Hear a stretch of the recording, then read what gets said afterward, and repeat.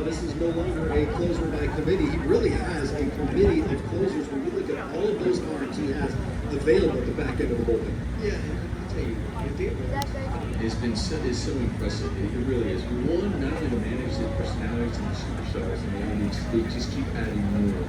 But I don't think people really realize how hard it is from a managerial standpoint. When you don't really have a closer, you really think about it over here. When I think about those Yankees.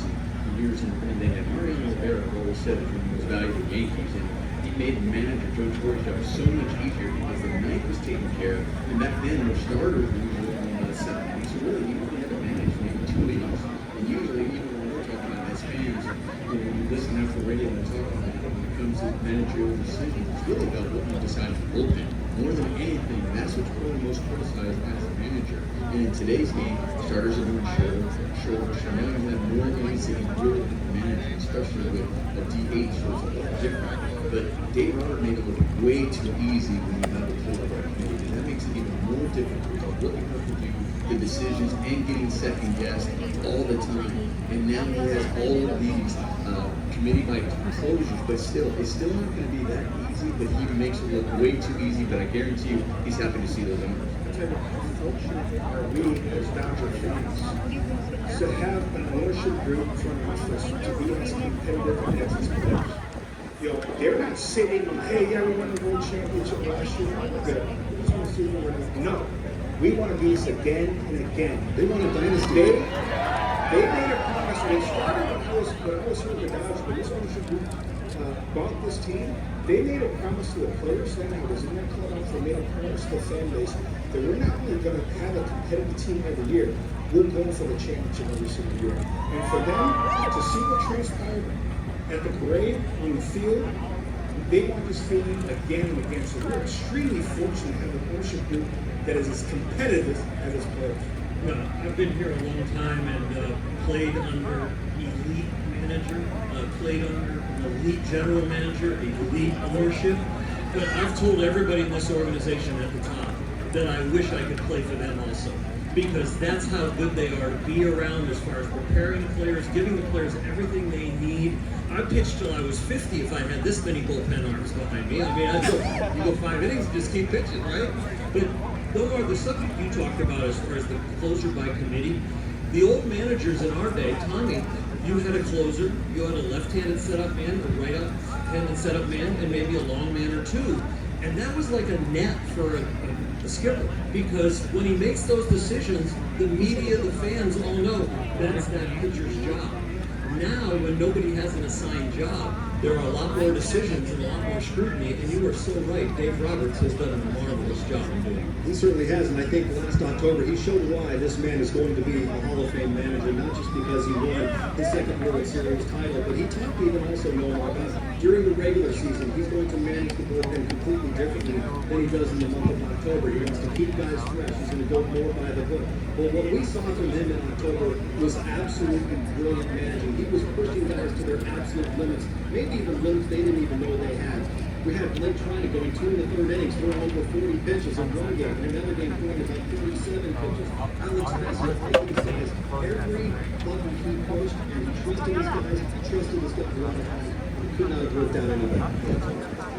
It's another thing too for these guys also, coming through too. So those guys have also were able to get the job done. Also managers also very quick. I guarantee you, Dave Roberts always say, I can't take any credit. The players go out there and do their job, make some moves. That's so good. But at the same time, Dave Roberts closes his work. We're talking about ownership and what they provide, what they continue to provide as well. But it really goes from the top down. When it comes to good managing those personalities, he's at the top. He's definitely a Hall of Fame manager. And you know what? Taylor! I wish I had played for him.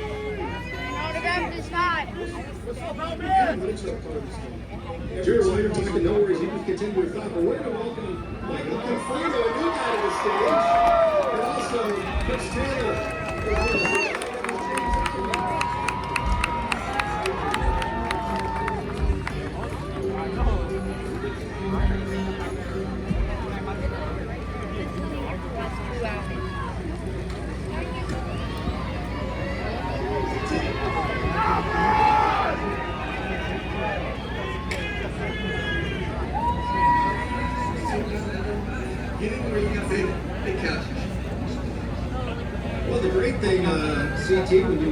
World Series, and you're going to get another piece of jewelry. Maybe the one downside, it's a really short off-season. It probably feels like just had a parade yesterday. I know you've got a big event coming up tomorrow, but what was the off-season like for you as a World Series champion once again? I mean, it was unbelievable. The celebration, the parade, we've all of LA have been waiting for that for a long time.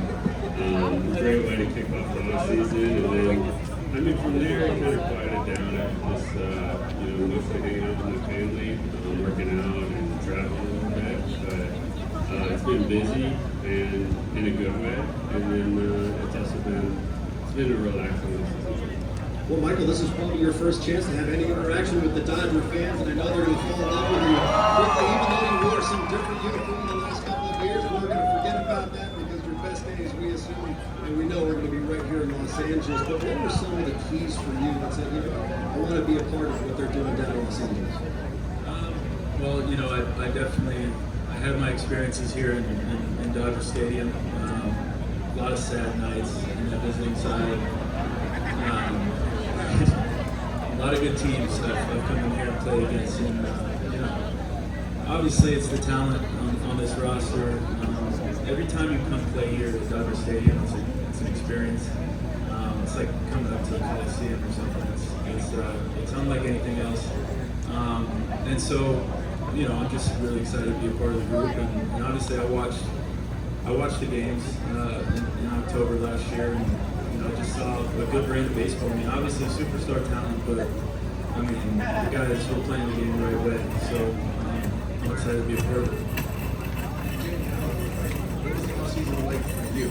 What's that end of the season? Also see the way the division, but at the same time, okay, what did you really focus on? What are you thinking about coming into this spring? So this offseason, I tried moving more weight. I'm like 5 pounds up from the man this year, so I'm feeling good about that for sure.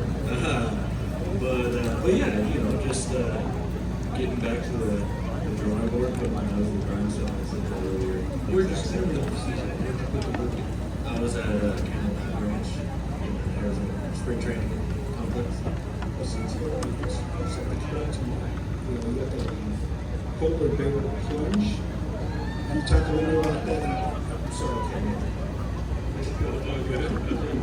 Yeah, our second polar plunge. Last year we had our first same day right after Dodger Fest, and a lot of my teammates are going to be out there to support. We are benefiting the Friendship Foundation, and then we also added a bunch this year in the LA Fire Department Foundation. That's our it's all going to a good cause, and we're expecting a great turnout. Brett Young is going to perform at the event after the polar plunge. The water is not that cold, guys. It's really not that bad. It'll be fun, so I'm excited. Michael, I gotta be in New York, sorry. I would go. If I promise next year I would do it. I wish I could be able to. Chris Taylor, and Chris, you were a part of a team that went to the College World Series when you were at Virginia, played in the Major League World Series. Michael, you've done it all. Little League World Series, College World Series, Major League World Series, a member with the Mets. How would you compare the three? Which was the most fun? Because they're all different stages of your life. Yeah, they're all very different. I mean, 100% the Major League World Series is the best. That's the one you dream about when you're in the Little League World Series. So I lost all three of them. So we got to yeah. So I feel good about our chances getting back there, and we gotta get another ring. What is it? We're looking forward to maybe in that clubhouse that pick their green out, this game to say, okay, maybe something they can bring to making. I mean, there's a bunch of guys. Shohei, Freddie, Mookie. I played across the field from Freddie. I was in the same division with him early on in my career, and so I've been seeing him at first base a lot. Early on in my career, my head's spinning up with a young guy. Freddie's over there chatting me up at first base. I don't know what just happened at the plate. And so it's been cool to just kind of, as I've kind of become more established, those interactions have gotten better. So I'm excited to be on the same team as him and to see how it works. I mean, he's an incredible hitter. So I want to see some of that rub off.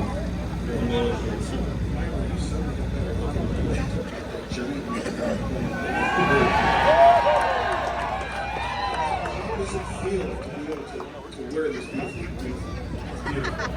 It's a beautiful thing. I'm very excited about it. Very, very excited about it. I love the weather. I love the stadium. I love the guys. I'm excited.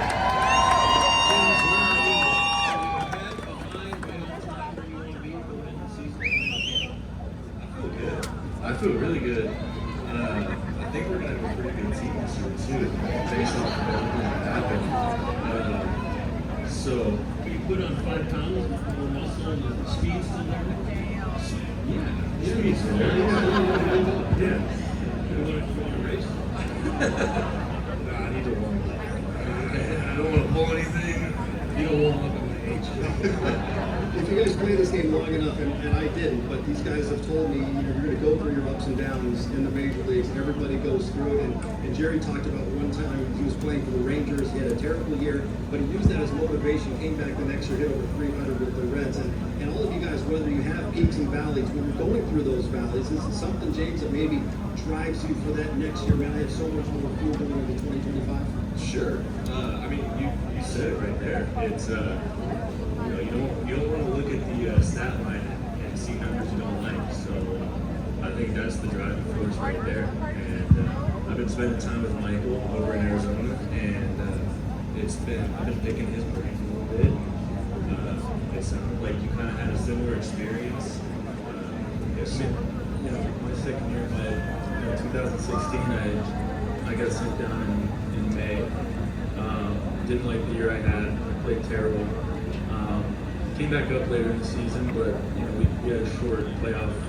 We lost in the wild card game, and that off season was completely different for me.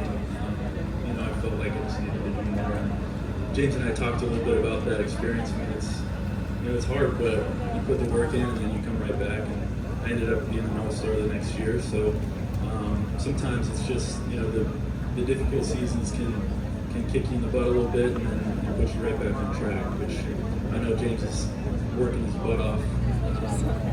He's definitely put on 5 pounds, for sure. He's lifting like crazy, so he's going to be looking good for the Dodgers here. Now, one of the things that you guys could explain to the fan base is how close it is, the difference between a 280 hitter and a 220 hitter. What the edges are of this number, because it is so easy to watch a game and watch somebody strike out or pop up and go, oh, this guy's terrible. When you're from the fan side, when you guys, it's really close. There's just edges you guys are working on every day to be a difference between a 220 and a 300. Yeah, the key is, I think, playing multiple years, it feels like pitching is better every year. And, I've been playing here since 2016. You constantly have to make adjustments every season. And, yeah, it's just tough. And even the best hitters in the game, Mookie, Freddie, Shohei, these guys, they even go through those struggles. And, of course, at the end of the year, they're always going to be there. They're special. But, it doesn't come so easy for all of us. And, you have to put the work in. You have to be willing to make those adjustments and willing to make changes. Because, like Michael said, it'll kick you in the butt and it'll use globally. Well, it's great to have all three of you guys in Dodger Blue this year, and I know this is an incredibly stacked roster. It's going to be so much fun to see how all of this comes together. And I know James is going to have a big bounce back year. Michael and Dodger Blue for the first time, and CT's been a mainstay here in Dodger Blue, having a couple of rings. You guys looking forward to getting out here? Opening day, Chris? Thank you all for joining us.